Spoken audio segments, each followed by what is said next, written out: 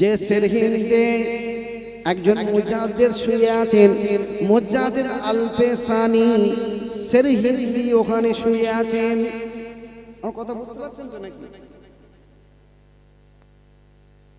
সেরহিন্দের পাশে, বারাসের পাশে আরেকটা শহর আছে, শহরটার নাম হলো আম্বালা। বারাসের পাশে আরেকটা শহর আছে, শহরটার নাম হলো রুরকি। রুরকি বারাসের পাশে আরেকটা শহর আছে, শহরটার নাম হলো লুধিয়ানা। শুনছেন আমার কথা? বারাসের পাশে আরেকটা শহর আছে, শহরটার নাম হলো ভাটিন্ডা। ভাটিন্ডা ভাটিন্ডা মোবাইল আছে, রাত্রিরে ঘরে গিয়ে মোবাইলে ইউটিভিতে গিয়ে বলবে, ইউটিভিতে গিয়ে বলবে হিন্দুস্তানে 12টা নবীর কবর। কি বলবে? হিন্দুস্তানে 12টা নবীর কবর। বৌমাকে বলবে মোবাইলে দেখো তো কাসেম সিদ্দিকী বলে গেল হিন্দুস্তানে 12টা নবীর কবর। বলো, মুখে বলো না, মুখে বলো, এসে যাবে।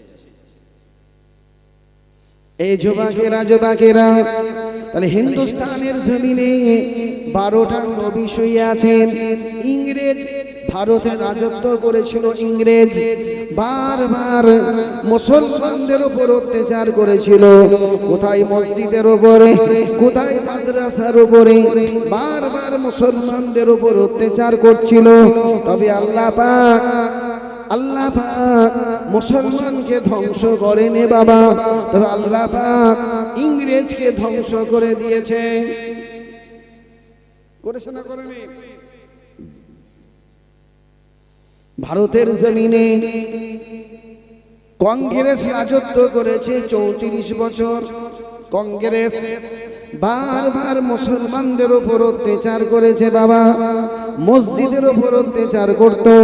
যে মসজিদে 520 বছর মাগরিবের নামাজ হয়েছিল, যে মসজিদে 520 বছর ফজরের নামাজ হয়েছিল, যে মসজিদে 1 বছর 2 বছর নয় 520 বছর জুম্মার নামাজ হয়েছিল, সেই মসজিদটা হলো বাবরি মসজিদ। আমাদের কষ্ট হচ্ছে নাকি? শেষ করে দেবো। সেই মসজিদটার নাম বাবরি মসজিদ। ইন্দিরা গান্ধী বাবরি মসজিদে তালা মেরে দিয়েছিল। তালা, যে মসজিদ ভাঙা যাবে না, তবে মসজিদে আজান হবে না, নামাজ হবে না, মসজিদে তালা মারা রইল। তালা মেরেছিল ইন্দিরা গান্ধী, আর তালাটা খুলে দিল রাজীব গান্ধী। বারবার মুসলমানদের উপর অত্যাচার করেছিল, তবে আল্লাহ পাক ভারতের মুসলমানকে ধ্বংস করেনি বাবা, কংগ্রেসকে আল্লাহ ধ্বংস করে দিয়েছে। শুনতে পাচ্ছেন? এই যুবকেরা যুবকেরা, আমার রাসূলুল্লাহ হিন্দুস্তানে আসে না রে বাবা, আসে না। তবে আল্লাহ পাক হিন্দুস্তানের মাটিতে 40 জনকে পাঠিয়েছেন। মদিনা শরীফ থেকে, মক্কা শরীফ থেকে আল্লাহ পাক 40 জনকে পাঠিয়েছেন।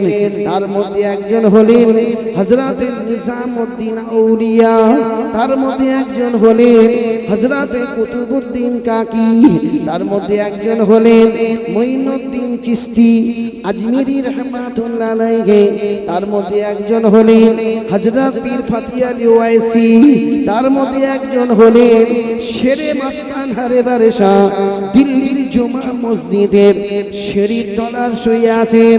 তার মধ্যে একজন হলেন হযরত পীর বুয়ানি কালান্দার।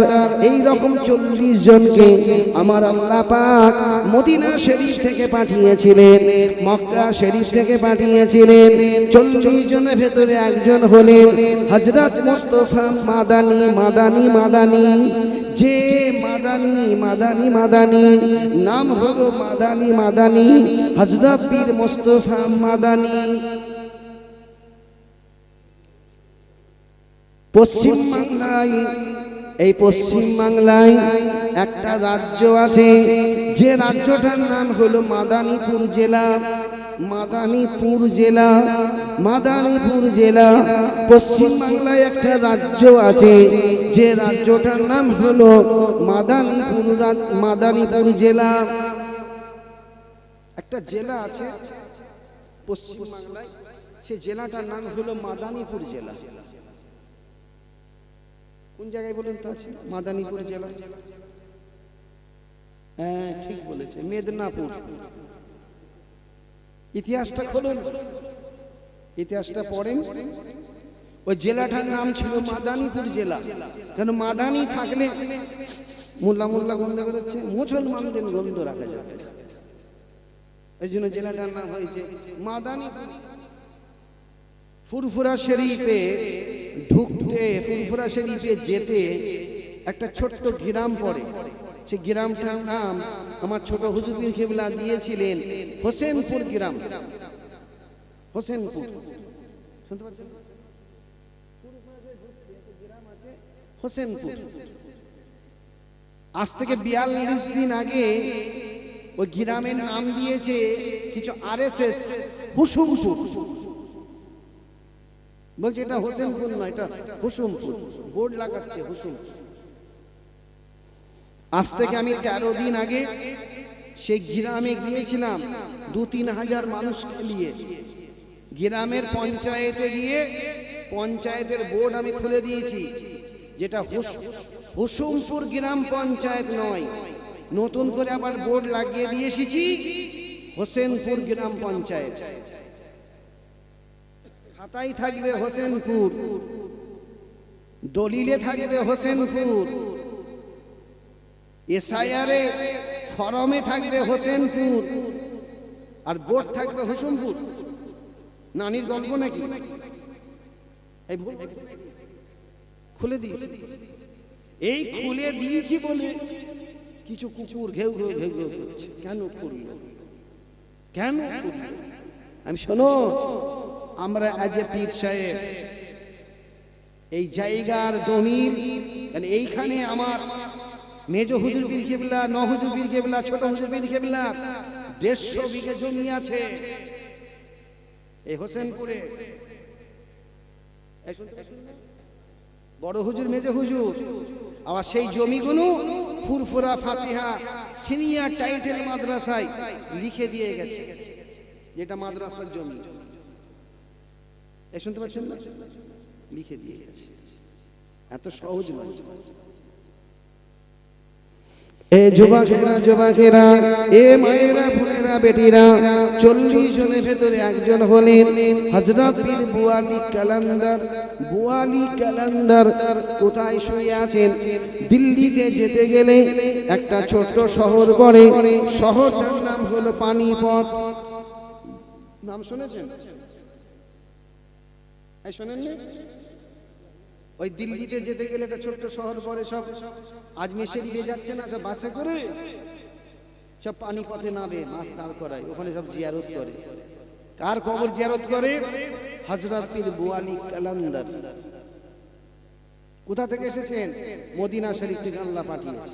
যাও, আমার নবী হিন্দুস্তানে যায়নি, তোমরা যাও, এই যাও, ওখানে কি কালমার দাওয়াত দাও, শরীয়তের দাওয়াত দাও। এই যুবকেরা 40 জনের ভেতরে একজন হলেন হযরত বাকিবুল্লাহ। দিল্লির মাটিতে শুয়ে আছেন। শহরটার নাম হলো করলবাগ। করলবাগ শুনতে পাচ্ছেন না?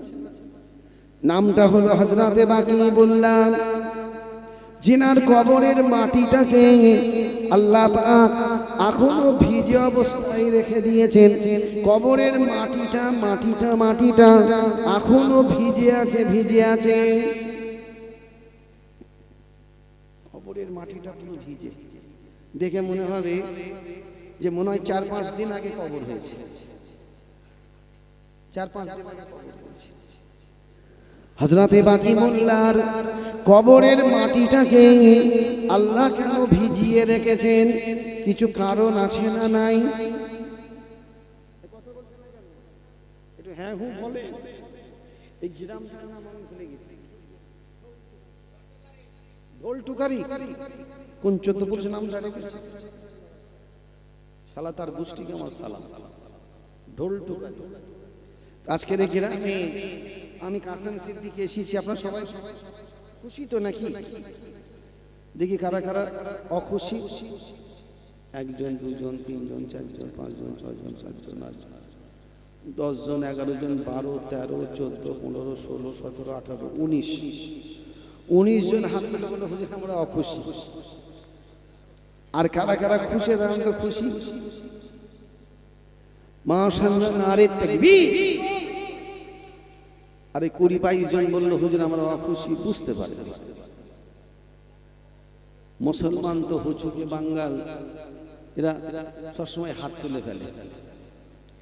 একটু বুঝে সুঝে আমাদেরকে একটু ছুটতে হবে। কিছু মানুষ ছোটে বলে ছুটছিস কেন? বল হুজুর ও ছুটছে, ও ছুটছে মানে ও ছুটছে। কথা বুঝতে পারছেন? আমি বললাম যে 20টা ছেলেকে এখানে বসতে হবে। আপনারা বিবেচনা করুন, 20টা ছেলে এসেছে।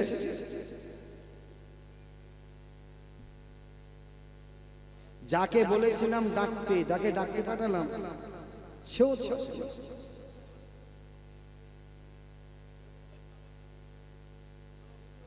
তাহলে 62টা সদস্য এই মজলিসে, কিন্তু কেউ ওয়াজ 2 ঘন্টা শুনল না, 2 ঘন্টা আমাদের কথা কোনো শুনল না। তাহলে এই ছেলেগুলো আগামী দিন যদি চাঁদা চায় যে আমাদের জলসা হবে দাও, আমাদের দিলে গোনা হবে না নাকি হবে? এ কথা বলছেন না, গোনা হবে কেন? এরা নিজেরাই শুনছে না, নিজেরাই পরিবর্তন হচ্ছে না, নিজেরাই মসজিদে যাচ্ছে না, নিজেরাই রোজা রাখছে না। ভালো জায়গায় বসলে, কোরআনের মাহফিলে বসলে, নবীর মাহফিলে বসলে আল্লাহ তো কিছু হিদায়াত করবে। এগো ভুল বলছি না? শুনতে পাচ্ছেন না? ভালো জায়গায় মানুষ নেই, খারাপ জায়গায় মানুষ বেশি। কেন? এটা তো আখিরি জামানা। আখিরি মানে কি? শেষ। আখিরি মানে কি? এ কথা বলছেন না? নবী বলছেন যে জামানায় ইমাম মেহেদী আসবে, সেই জামানায় নামাজি মানুষ, রোজাদার মানুষ, আল্লাহওয়ালা মানুষ, সুফি মানুষ, আল্লাহ তাদেরকে ডেকে নেবে। শুনতে পাচ্ছেন? সব খালি করে দেবে। এ কিছুদিন আগে ফুরফুরা শরীফের একটা হুজুর ইন্তেকাল করলো, বড় হুজুরের ছোট ছেলে, কাইয়ুমুজ্জামান আব্দুল হাই সিদ্দিকী। বড় হুজুর তিনার ছোট ছেলে ইন্তেকাল করলো গত জুম্মা, তার আগে জুম্মায় জানাজা হল। উনি সবসময় দাদা হুজুরের মাজারে ঢোকার মুখে যে গেট আছে, ওই গেটের কাছে দাঁড়িয়ে থাকে। একটা মেয়েকে দাদা পীরের মাজারে ঢুকতে দিত, এই মেয়ে ছেলে গাড়ি দাদা পীরের মাজারে পাশে রাখতে দিত। অটো টোটো সব বলতো বাবা ওইদিকে যাও, এখানে মাজার, আল্লাহর ওলির দরবার, মুজাদ্দিদে জামানের দরবার, এখানে মানুষ জিয়ারত করবে। গাড়িগুলো যদি রেখে চলে যাও, মানুষগুলো জুতো গাড়ি, মানুষগুলো কোথায় দাঁড়াবে? সব সময় উনি দরবারে বসতেন, পানি পড়া, তেল পড়া, তাবিজ উনি দিতেন না। দরজা দাদা পীরের ওই গেটের কাছে দরওয়ানগিরি করত সবসময়। হঠাৎ শরীর অসুস্থ, হসপিটালে যাবে, হসপিটালে অ্যাম্বুলেন্স এসেছে, অ্যাম্বুলেন্স কলকাতায় নিয়ে যাবে, ভর্তি করবে। অ্যাম্বুলেন্সে উঠার আগে সবাইকে বলছে বাবা তোমার দাদা পীরের মাজারে একবার নিয়ে চলো, দরওয়ানকে নিয়ে চলো। আমি এখন ডাক্তারখানায় যাচ্ছি, হসপিটালে ভর্তি হব, অ্যাম্বুলেন্স এসেছে, তা আমি দরওয়ানগিরি যেখানে করতুম সেখানে একটু সালাম দিয়ে যাই, চলো। ওনাকে আস্তে আস্তে ধরে ধরে ধরে ধরে ধরে ধরে দাদা পীরের মাজারের ওই গেটের সামনে দাঁড় করালো। উনি সালাম দিলেন, দাদা পীরকে সালাম দিয়ে বলছে বাবা আমার ইন্তেকালের পরে, আমার মরণের পরে তোমরা এই গেটের কাছে আমাকে দাফন করবে।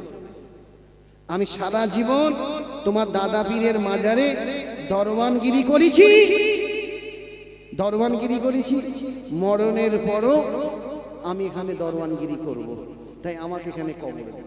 জোরে বলবেন না সুবহানাল্লাহ। কিছুদিন পরে হুজুর ইন্তেকাল করলো, 3 দিন হসপিটালে ছিল। 3 দিন, কদিন? 3 দিন দুনিয়া থেকে চলে গেল। আর কবরটা গিয়ে দেখে আসবেন যারা যাবেন, একবার গেটের বাঁদিকে, একদম গেটের পাশে ওনার ছেলে বলছে, আব্বা আমাদের কবর তো মাজারের ভেতরে হবে। তুমি তোমার আব্বা বড় হুজুরের ছোট ছেলে, তোমারও কবর তো মাজারের ভেতরে হবে। বলছে না বাবা, সবার ভেতরে হবে, আর আমাকে দরবানের জায়গায় দিবে। আমাকে দরবানের জায়গায় দিবে, আমি দরবানগিরি করবো। এই যুবকেরা যুবকেরা, এই জামানা হলো আখিরি জামানা। এই জামানার পরে আর কোনো জামানা আসবে না।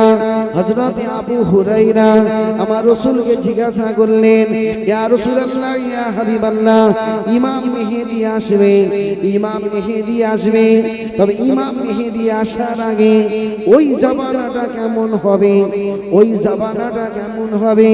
আল্লাহর নবী ওই সময় আবু হুরায়রাকে কাঁদতে কাঁদতে বলেছিলেন, ও বাবা আবু হুরায়রা, ওই জামানাটা বড় কঠিন কঠিন কঠিন জামানা হবে। এক টুকরো আগুন হাতে নিলে যেমন কষ্ট হবে, তার চেয়ে অধিক কষ্ট হবে ঈমানদারদের ঈমান রাখা। হযরত আবু হুরায়রা কি আমার রাসূলুল্লাহ বললেন, ও বাবা আবু হুরায়রা, ইমাম মেহেদী আসবে, তবে ইমাম মেহেদী আসার আগে কিছু আলামত দেখতে পাওয়া যাবে। মদিনার মরুভূমিতে, মদিনার মরুভূমিতে, মক্কার মরুভূমিতে ঘাস ফুটবে, ঘাস ফুটবে। মদিনার মরুভূমিতে বেগুন চাষ হবে, কলা চাষ হবে, ধান চাষ হবে, গম চাষ হবে। যে জবানাই মদিনার মরুভূমিতে সবজি চাষ হবে, বেগুন চাষ হবে, ওই জবানাই আল্লাহ পাক ইমাম মেহেদীকে দুনিয়ায় পাঠাবেন। শুনছেন আমার কথা?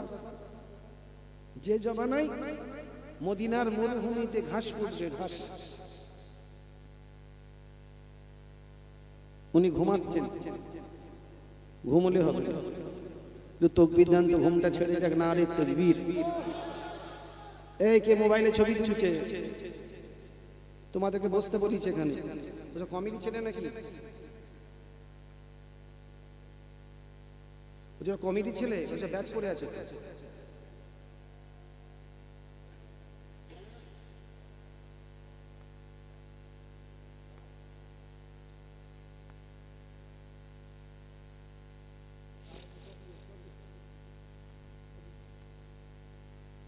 এই যুবকেরা যুবকেরা, মিশকাত শরীফের হাদিস, চ্যাপ্টারটার নাম হলো ফিতনা। চ্যাপ্টারটার নাম কি? ফিতনা। মিশকাত শরীফ, হাদিসের নাম মিশকাত শরীফ, চ্যাপ্টারটার নাম কি? চ্যাপ্টার ফিতনা। এই যুবকেরা যুবকেরা, আল্লাহর নবী আজ থেকে 1550 বছর আগে হযরত আবু হুরায়রাকে বললেন, ও বাবা আবু হুরায়রা, ইমাম মেহেদী আসবে, তবে ইমাম মেহেদী আসার আগে ফুরাত নদী শুকিয়ে যাবে, ফুরাত নদী শুকিয়ে যাবে। যে নদীর তলায় আল্লাহ পাক সোনার পাহাড় করে রেখেছেন, নদীর তলায় সোনার পাহাড় আছে, সেই নদীটার নাম হলো ফুরাত নদী। কোন নদী? ফুরাত শুকোবে। কোন দেশে আছে ফুরাত নদী? তুর্কিতে। তুর্কি থেকে শুরু হচ্ছে ইরাকের কিছু অংশ, ইরাকের কিছু অংশ।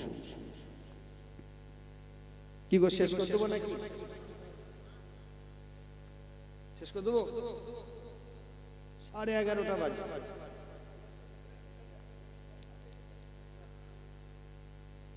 যেহেতু আমার টাইম ছিল 11টায়, শেষ টাইম ছিল 11টায়, তবে আমি উঠেছি 9:30টায়। ওই জন্য আমাকে করতে হবে কি 11:30টায় শেষ করতে হবে। তবে সদস্যগুলো যদি একটু এসে বসতো আমি 12টা ঠেকিয়ে দিতাম, কিন্তু আসে না। বুঝতে পারছেন? এই কমিটিটা কি আমার কথা রাখলো? এই সদস্যরা কি আমাকে ভালোবাসলো? এরা যদি আমার কথা না রাখে তাহলে এরা কিন্তু আপনাদের কথা রাখবে না।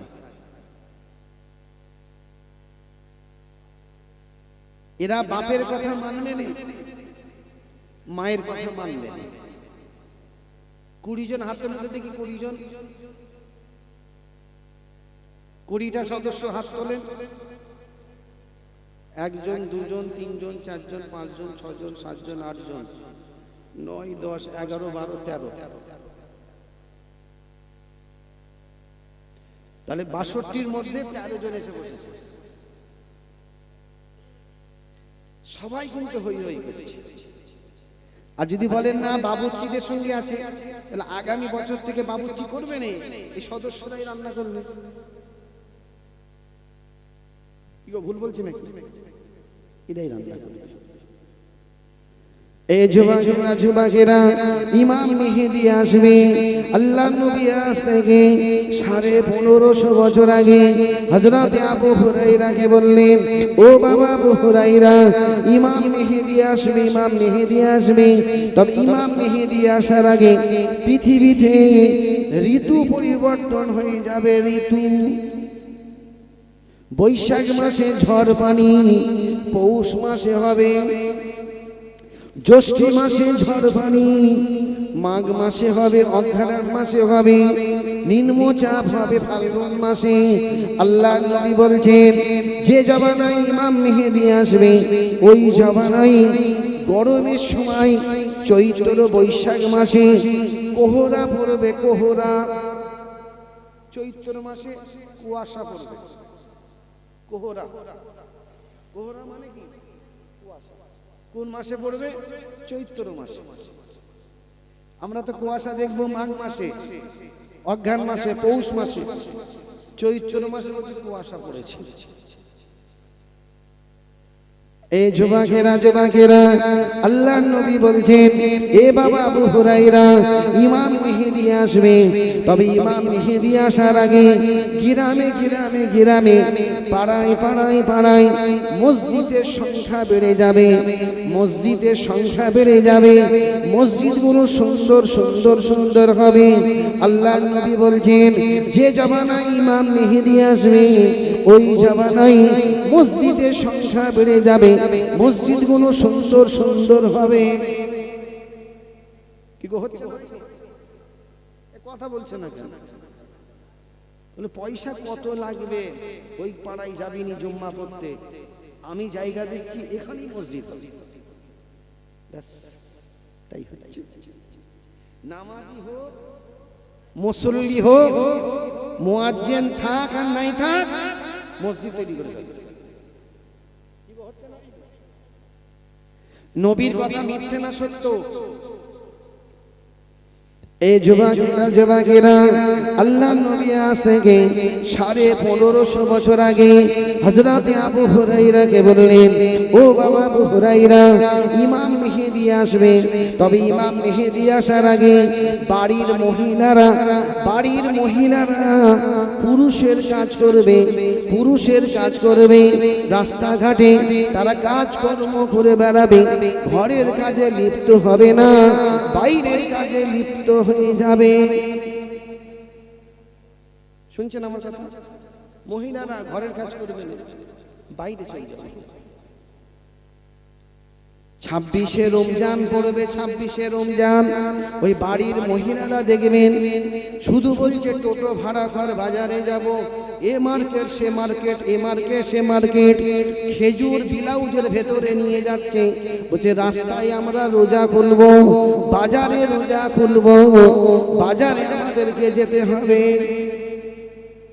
26শে রমজান থেকে কি হবে দেখবেন, শুধু বাজারে যাচ্ছে, খেজুর ব্লাউজের ভেতরে ভরে নিয়েছে, বলছে বাজারে গিয়ে আজান হবে তো ওখানে আমরা রোজাটা খুলে নেব। শুনতে পাচ্ছেন?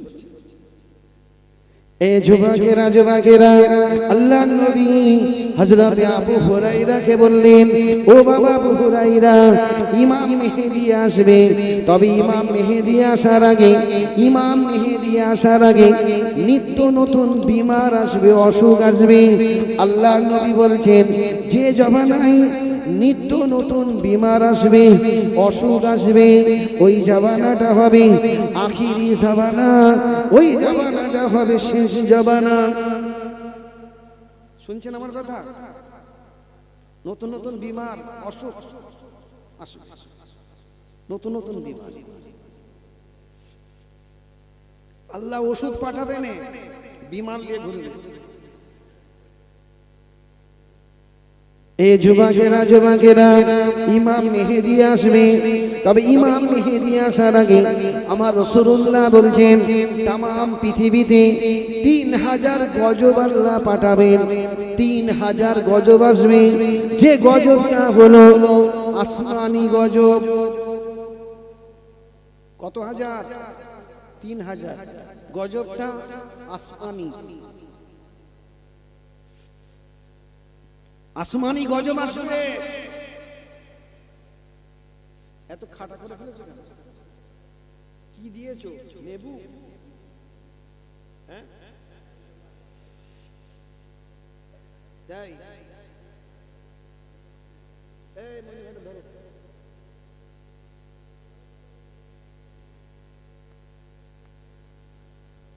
এটা তাকবীর দেন তো না? আরে তাকবীর। আপনি চা পানি খাবেন নাকি? চা?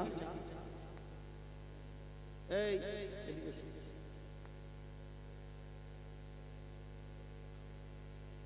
এখানে এসে উঠে এই যত যারা আছে 500 টাকা চা দিও। এদিকে এসো। কে দিতে 500 টাকা চা হবে তো? দিয়ে দাও। কি বলছো? এই কাগজের কাপে চা খাবেন না, এতে একটা আটা দিয়ে তৈরি করে আটা, সে আটাটা হলো ক্যান্সার। শুনতে পাচ্ছেন? সে আটাটা হলো ক্যান্সার। ওই জন্য মাটির ভাঁড়ে চা খেতে হয়, মাটির ভাঁড়। কাগজে খাবে, কেমিক্যাল দিয়ে তৈরি। আমিও তো খেয়ে ফেলেছি, আল্লাহ ভরসা, কি করবেন? জান তো বাঁচাতে হবে। এটা দরুদ শরীফ, আল্লাহুম্মা জোরে জোরে।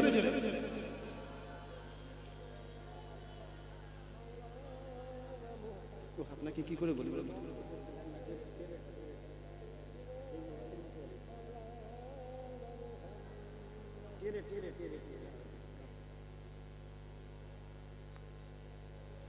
বাবা, আপনারা দাদা হুজুর কেবলাকে ভালোবাসেন? দাদা হুজুরকে ভালোবাসেন না? ফুরফুরা শরীফ দেখি কারা কারা ভালোবাসেন। এই আমি দিচ্ছি, আমি খুশি করে দিলাম না? এ তো খুশি, আমার মহব্বত লেগেছে, দিয়েছি। যে দাদা হুজুরকে ভালোবাসেন তো? কিছু কিছু মানুষ বলে, তোমরা তো দাদা হুজুর কেন করো? তো নানিকে জিজ্ঞাসা করছি কেন করে? খবর নিয়ে দেখ তোর নানা আমার মেজ হুজুরের মধ্যে, খবর নিয়ে দেখ তোর দাদু আমার ছোট হুজুরের মধ্যে। কিছু কিছু মানুষ আবার বলে, তোমরা তো দাদা হুজুরের দরবারে যাও কেন? এত ঘন ঘন কোথায় যাবে? তোমার শাড়ি কাছে যাবে? কিছু কিছু মানুষ বলে, তোমার দাদা পীরের কোনো পরিচয় নেই। আপনার দাদা পীরের পরিচয় নেই? একটু হ্যাঁ হুঁ বলেন। এ যুবকেরা, এ মায়েরা, বোনেরা, বেটিরা, বিদায় নিয়ে চলে যাব। তবে বিদায় নিবার আগে তোমার দাদা পীরের একটু পরিচয় দিই। পরিচয়, আমার নাম হলো কাসেম সিদ্দিকী, আমার আব্বা জানের নাম আব্দুল্লাহ মারুফ সিদ্দিকী, আমার দাদার নাম জুলফিকার আলী সিদ্দিকী ছোট হুজুর, আমার পরদাদার নাম আবু বকর সিদ্দিক দাদা হুজুর। দাদা হুজুরের আব্বার নাম হযরতে আব্দুল মুক্তাদির সিদ্দিকী, দাদা হুজুরের দাদার নাম মনসুর বগদাদি, দাদা হুজুরের দাদার নাম মুস্তাফা মাদানী। মেদিনীপুর টাউনে শুয়ে আছেন দাদা হুজুরের পরদাদা শেরে মাস্তান হারে বারেশা, দিল্লির জামে মসজিদের সিঁড়ির তলায় শুয়ে আছেন দাদা হুজুরের পরদাদা হযরতে হাসান বসরি।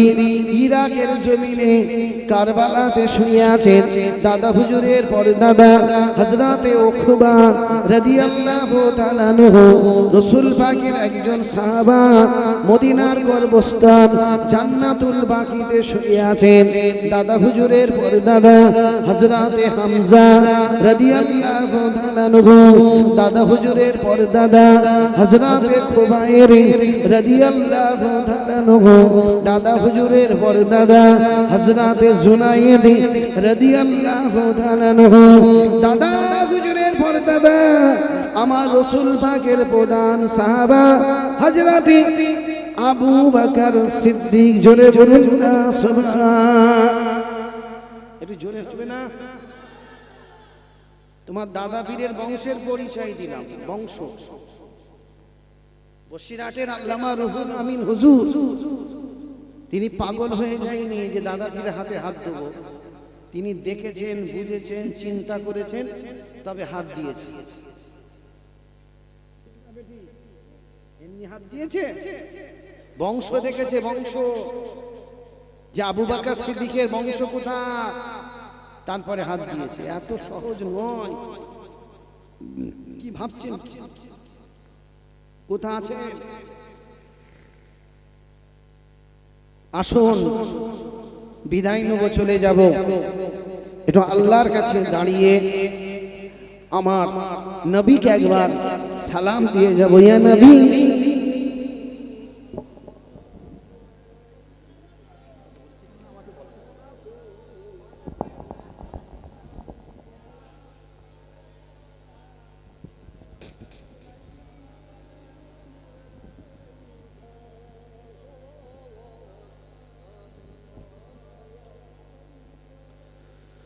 জিবরাইল দিনের যে আওয়াজ, খুলে দাও আসমানের দুয়ার, এসেছে নবীদের সরদার করিতে আল্লাহ রদিদার। ইয়া নবী সালাম।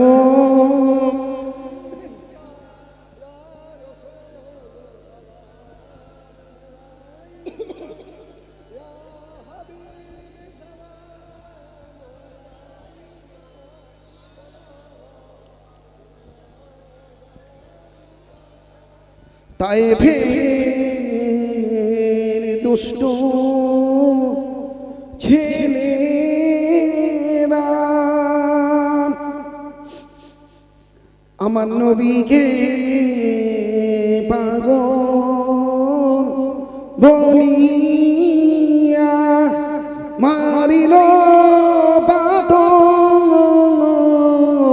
ছুড়িয়া, উঠিল আরশ কাঁপিয়া। ইয়া নবী সালাম।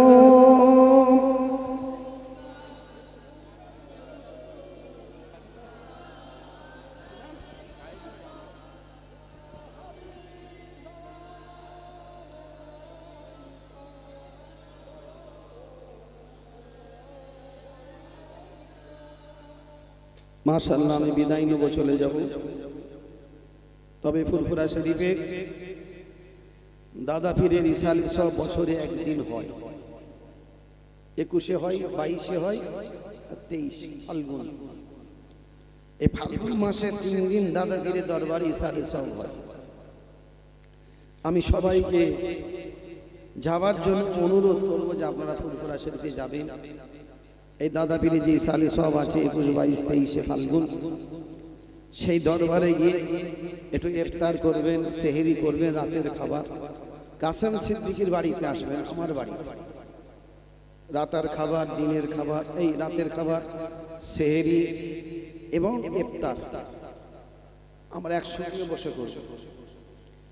এই যে মাহে রমজান মাস দাদা পীরের ইসালে সবে পড়েছে, 38 বছর পর পড়েছে। কত বছর পর? আমি তো দেখিনি কবে রোজা পড়েছে। জীবনে প্রথম দেখছি দাদা পীরের ইসালে সবে রোজা। তবে আগামী বছর হয়তো ঈদ পড়বে 23শে ফাল্গুন, 2027-এ 23শে ফাল্গুন হয়তো ঈদের দিন হবে। এই ঈদের দিন, এই মাহে রমজান মাস 38 বছর পর পেয়েছি। যদি আবার কেউ দেখতে চান যে আমি আবার রোজা দেখবো, দাদা পীরের ইসালে সবে রোজা দেখবো, আবার 37 বছর পর হবে। এই লাখ লাখ মানুষ একসঙ্গে বসে ইফতার করবে। ছোট হুজুর পীর কেবলার দরবারে যে মসজিদ আছে, সেই মসজিদে আজান হবে। আর ওই আজান চলে যাচ্ছে কোথায়? একদম উজল পুকুরে 4000 চোখ লাগানো হবে, 4000 চোখ। সে আজান চলে যাবে উজল পুকুরে, সেখান পর্যন্ত মানুষ বসে ইফতার করবে। যেহেতু গত 25শে মাহে রমজান মাস পড়েছিল ফুরফুরা শরীফে রোজা, যে 25টা চলে গেল, 3 বছর রোজা পড়লো, 3 বছর। অথবা আমি আপনাদের সবাইকে বলবো, এবছরে ফুরফুরা শরীফে আপনারা যাবেন 21শে, 22শে, 23শে ফাল্গুন দরবারে। জানতো নাকি না? জান না? জানতো। একটু মাহে রমজান মাসে চলে, আমরা একসঙ্গে বসে ইফতার করব, একসঙ্গে বসে আমরা রাতের খাবার, সেহরি খাবো ইনশাআল্লাহ। লাখ লাখ মানুষ আমার দরবারে, বুঝতে পারছেন? 21শে ফাল্গুন আমার বাড়িতে দিনের বেলা রান্না হয় 150 হাঁড়ি। আর ফুরফুরা শরীফে ঢুকতে প্রথম বাড়ি হলো আমাদের, রেহেল গেট আছে, রেহেল গেট প্রথম বাড়ি আমাদের। টপকে যাবেন, হাত ধরে টেনে ধরবেন, যাবেন কোথায়? একটু খেয়ে যাও। দিনের বেলা হয় 150 হাঁড়ি, আর রাত্রিরে হয় 200 হাঁড়ি রান্না। কেন? আমার দাদা পীরের মেহমানদেরকে খাওয়াতে হয়। আজকের আপনাদের গ্রামে এসেছি, আপনাদের বাড়ির ছেলেরা আমাদেরকে বসিয়ে খাওয়ান দাওয়ান সব করিয়েছে, কত ভালো লাগলো। এই আপনাদের ছেলেরা যখন আমাদের এলাকায় যাবে, ফুরফুরা শরীফে যাবে, এদেরকে যদি আমরা টানা হিঁচড়া না করি, এদেরকে যদি আমরা পাশে বসিয়ে না খাওয়াই, তাহলে এই আত্মীয়তা বেশি দিন টিকবে না। কি গো, ঠিক না বেঠি? টিকবে না। অতএব সবাইকে বলবো, আপনার ফুরফুরা শরীফে যাবে, জলসা দিয়েছেন মাশাআল্লাহ, খুবই ভালো লাগছে। জলসার সভ্যতা পালন করতে হবে। কি গো, জলসা দিয়েছেন, সবাই আমরা একটু জলসায় বসবো, একটু কোরআনের কথা, রসুলের কথা, নাইবে নবীদের কথা, ওরাসাতুল আম্বিয়াদের কথা হবে, আলোচনা হবে। একটু এখানে বসে আমরা শুনবো। প্রথম জলসা শুরু করেছি আমি হাদিস নবীর ঘটনা বলেছি, কোরআনের কথা, উহুদের যুদ্ধের কথা বলেছি, আখিরি জামানার কথা বলেছি, আখিরি জামানাটা কেমন হবে, সব কথা আমি বলেছি। আমার কথা বুঝতে পারছেন? যে তাই আপনাদের হাত ধরে বলবো, এই জামানা বড় কঠিন জামানা, এই জামানার পরে আর জামানা আসবে না, এটা হলো শেষ জামানা। আমি বিদায় নেব, চলে যাব। এসেছে? ওই তো এসেছে। এসো, ভালো আছো? শরীর তেরম হয়ে যাচ্ছে, শুকিয়ে যাচ্ছে। এটা আমাকে সালাম দেন, একটু বিদায় নেব, চলে যাবে, একটু সালাম দেন। ওয়ালাইকুম আসসালাম ওয়া রাহমাতুল্লাহ। अलविदा, दोबारा मुलाकात होगा इंशाअल्लाह। अस्सलामु अलैकुम।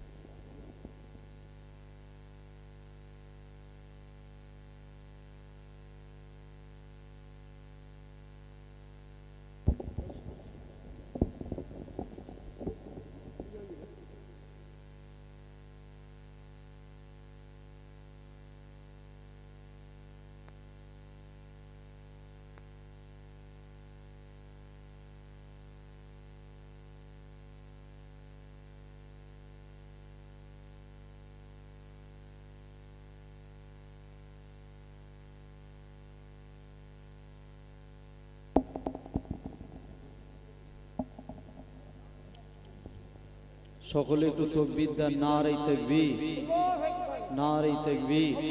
সিলসিলা হক ফুরফুরা শরীফ, সিলসিলা হক ফুরফুরা শরীফ, মাসলাকে মুজাদ্দিদুজ জামান, মাসলাকে আবু বকর সিদ্দিক, ভাইজান হুজুর পীর কেবলা। নারে তাকবীর। আলহামদুলিল্লাহ। এতক্ষণ আপনাদের খেদমতে ভাইজান হুজুর তিনি আলোচনা করলেন।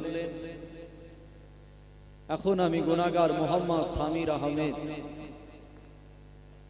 আপনাদের খেদমতে এসেছি। দোয়া করেন আল্লাহ পাক কোরআন হাদিস থেকে শরীয়তের কিছু আলোচনা করার তৌফিক দেন। সকলে বলুন আল্লাহুম্মা আমিন। দুরূদ শরীফ। আল্লাহুম্মা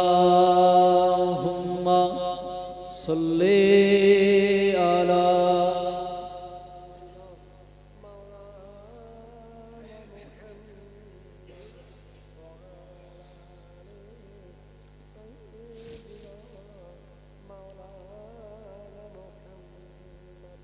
أعوذ بالله من الشيطان الرجيم.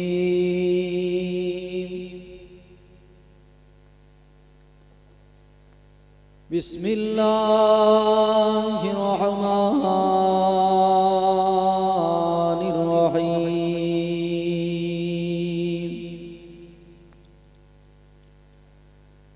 نحمده ونصلي على رسوله الكريم.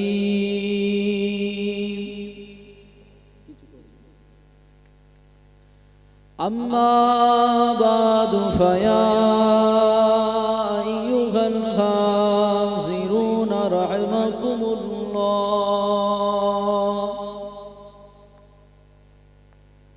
قال الله تعالى في كلام المزيد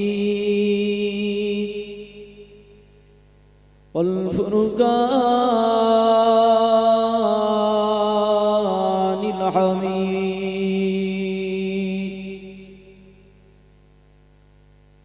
إن الله وملائكته يصلون على النبي.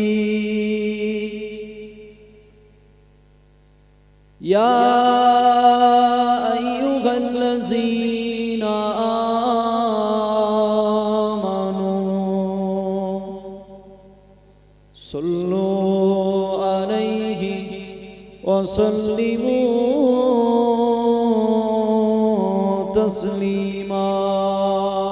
اللهم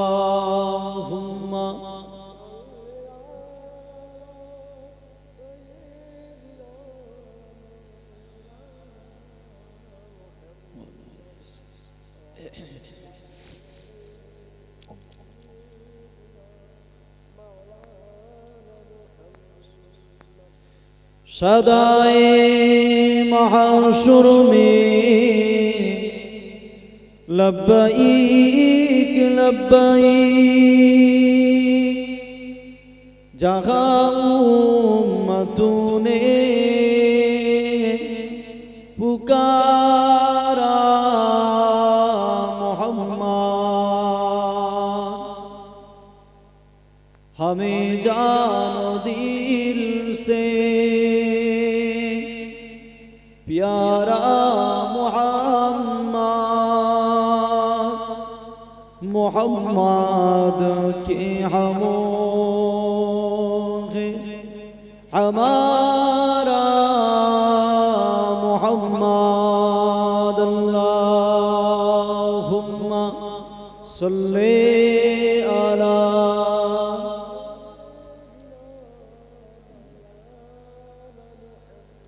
औलाले सय्यदिना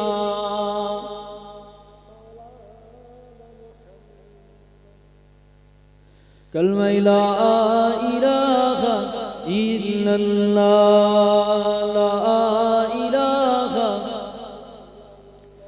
ला इलाहा मुहम्मदुर रसूलुल्लाह. हस्बी रब्बी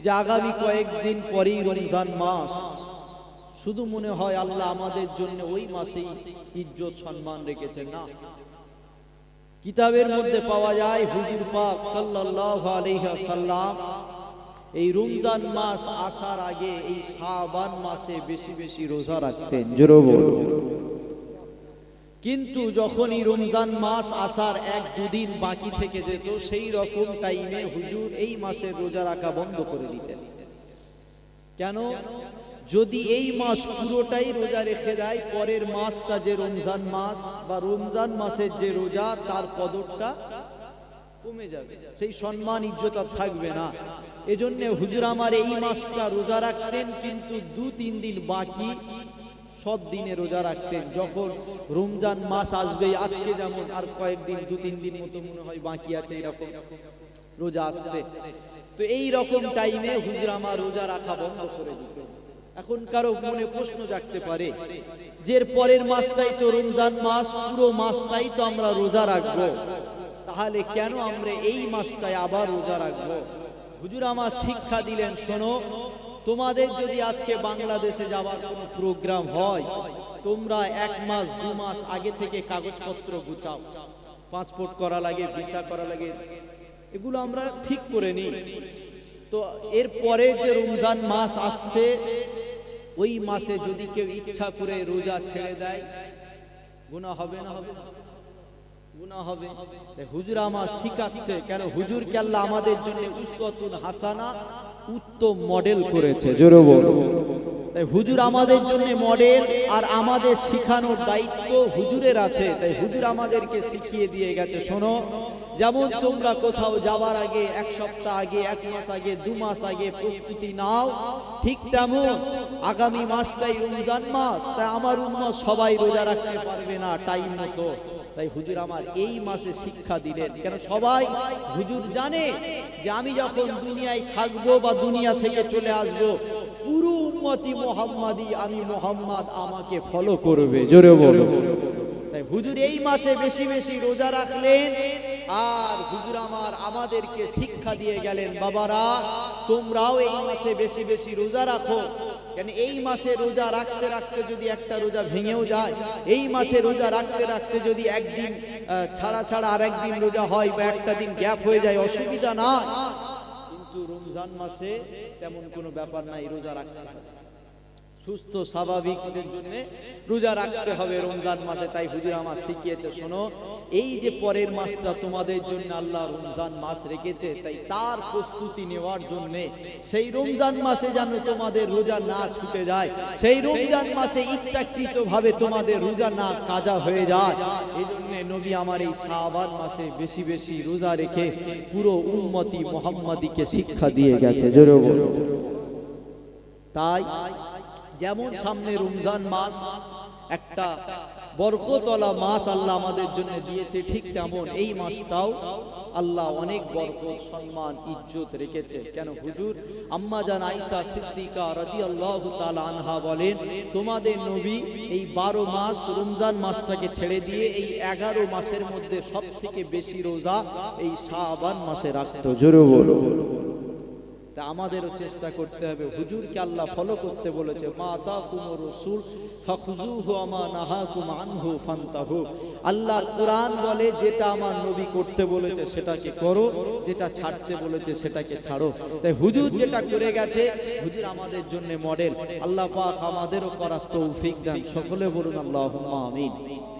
আমাদের খুশনসিব, আজ এমন একটা মাহফিলে আমরা এসে বসেছি, এই মাহফিলে বসলে আল্লাহ জিনের গুনাহ মাফ করে দেয়, এই মাহফিলে বসলে আল্লাহ সওয়াব দেয়, এই মাহফিলে বসলে আল্লাহ আমাদের সম্মান, ইজ্জত, মাকামকে বাড়িয়ে দেয়। জোরে বলো।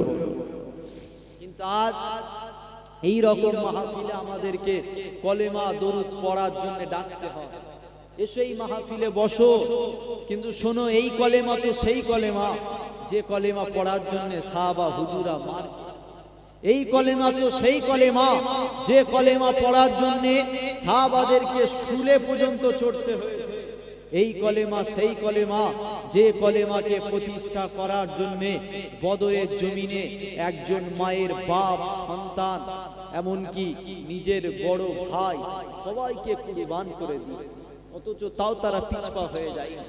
উহুদের ময়দানে খবর ছড়িয়ে গেছে আমার আকা মাওলা রাসূলুল্লাহ নাকি শহীদ হয়েছে। এই খবরটা চারিদিকে ছড়িয়ে গেছে যে আমাদের নবী উহুদের ময়দানে শহীদ হয়েছে। একজন মহিলা পাগলের মতো ছুটছে, রাস্তায় একজনের সঙ্গে দেখা হয়ে গেছে, সে বলছে শোনো ওই উহুদের ময়দানে তোমার স্বামী শহীদ হয়েছে।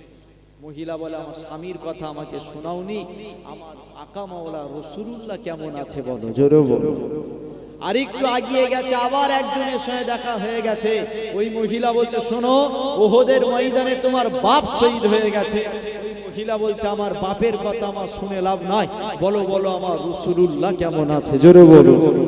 আবার আগিয়ে গেছে, উহুদের ময়দানে তোমার ভাই শহীদ হয়ে গেছে, বলছে আমার ভাইয়ের কথা শুনে লাভ নাই, বলো আমার হুজুর কেমন আছে। ওই মহিলা দৌড়ে দৌড়ে উহুদের ময়দানে চলে গেলেন। একদিকে বাপ শুয়ে আছে, একদিকে সন্তান শুয়ে আছে, একদিকে স্বামী শুয়ে আছে, অসুবিধা নাই, হুজুর দাঁড়িয়ে আছে। আমার আকা মাওলা রাসূলুল্লাহর বুকের দিকে তাকিয়ে তাকিয়ে ওই মহিলা মুচকে মুচকে হাসছে। হুজুর আমার তম্বি করলেন, রাগ দেখিয়ে বললেন এ মা মহিলা, তোমার স্বামী শহীদ হয়ে গেছে, তোমার ছেলে শহীদ হয়ে গেছে, তোমার বাপ শহীদ হয়ে গেছে, আর তুমি আমার মুখের দিকে তাকিয়ে তাকিয়ে কেন হাসছো? ওই মহিলা বলেছিল হুজুর আমার পুরো পরিবার শহীদ হয়ে গেছে, আমার কোনো অসুবিধা নাই, আপনি ঠিক আছেন, আমি আপনার সাহাবী, আমিও ঠিক আছি, জোরে বলো। এই প্রেম সাহাবা হুজুররা করে গেছে, কিন্তু আজ আমরা সেই প্রেম করতে পারিনি। যদি সেই প্রেম আমাদের মধ্যে থাকতো, হুজুর ওমরে ফারুককে বলেছে উমর তুমি এখনো প্রকৃতি ইমানদার হতে পারোনি কেন? উমরে ফারুক বলেছিল ইয়া রাসূলুল্লাহ আমি সব কিছু থেকে আপনাকে বেশি ভালোবাসি, কিন্তু নিজের জানের থেকে না। হুজুর বলেছিল এখনো প্রকৃতি ইমানদার হতে পারোনি, নিজের জান মাল সন্তান মা বাপ সব কিছু থেকে আমাকে বেশি ভালোবাসতে হবে। উমরে ফারুক মাথাটাকে হ্যাট করে নিলেন, আবার মাথাটাকে তুললেন, ইয়া রাসূলুল্লাহ আমি উমর আজ থেকে সাক্ষ্য দিলাম যে আমি উমর আমার জান মাল সব কিছু থেকে আপনাকে বেশি ভালোবাসি। নবী বললেন উমর আজ থেকে তুমি প্রকৃতপক্ষে ইমানদার হয়ে গেলে, জোরে বলো। মুসলমান ঘরে ছেলে মেয়েরা পাড়া তরুণেরা এ নবী পাকে প্রেমিকেরা মনে রেখে দিও আল্লাহ পাক আমাদের সম্মান ইজ্জতকে আলা করেছে, কেননা আমরা তো ঈসা মুসা দাউদ ইব্রাহিম এই সমস্ত নবীদের উম্মত নয়। কেননা হযরত ঈসা আলাইহিস সালাম হুজুর আমার কেঁদেছিল আমার নবী পাকের উম্মত হওয়ার জন্য। হযরত মুসা আলাইহিস সালাম হুজুর আমার দোয়া চেয়েছিল আমার নবী পাকের উম্মত হওয়ার জন্য। হযরত ইব্রাহিম আলাইহিস সালাম হুজুর আমার দোয়া চেয়েছিল আল্লাহ পাক আপনি আমার বংশে মুহাম্মদ রাসূলকে পাঠিয়ে দেন। আল্লাহ পাক ওই সময় বলেছিল ইব্রাহিম রে কেন কেন কেন আমি আল্লাহ তোমাকে নবী বানিয়েছি, আমি আল্লাহ তোমাকে খলিল বলেছি, আমি আল্লাহ তোমাকে বন্ধু বলেছি, আমি আল্লাহ তোমাকে নেতা বানিয়েছি, আমি আল্লাহ পাক তোমার জন্য আগুনকে জান্নাত বানিয়ে দিয়েছি। এই ইব্রাহিম তাও কেন তুমি আমার বন্ধু মুহাম্মদ রাসূলকে চাইছো বলো? ওই সময় নবী ইব্রাহিম বলেছিল ও রব্বি আল্লাহ পাক যেদিন আপনি কিয়ামতকে ঘোষণা করে দেবেন, যেদিন বিচারের দিন হবে, যেদিন ময়দানে মাশর হবে, ওই দিনে সবাই উঠবে, সবার পরিচয় জানা হবে, কিন্তু ওই দিন তো সবাই আমাকে নবী বলে চিনবে। আল্লাহ পাক ইব্রাহিম নিজেকে নবী বলে সবার কাছে পরিচয় দিতে চাই না, আমি ইব্রাহিম নিজেকে সবার কাছে নবী বলে সম্মানিত হতে চাই না। ও রব্বি আল্লাহ পাক আপনি আমার বংশে হযরত মুহাম্মদ রাসূলকে পাঠিয়ে